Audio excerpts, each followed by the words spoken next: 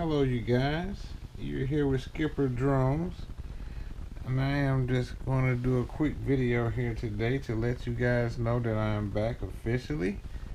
You see, I have set up the workstation and my table.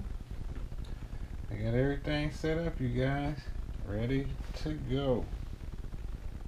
Yes, plenty of room. I got the soldering station here set up, ready to go, the helping hands. There's going to be a lot of content coming you guys' way, so I hope you enjoy. Yeah, I got the drawers. I got to get more light in here though, that's for sure. I know I got to get more light, so I think I'm going to go find me a light so I can stick on my table, LED. That's going to give me enough light for my camera. But you guys, yes, I have everything set up.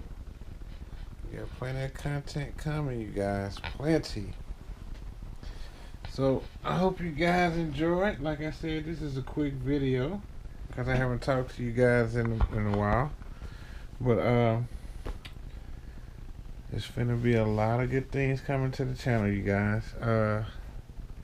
Also, if you can help me out and hit that subscribe button, that would be awesome because I am trying to grow.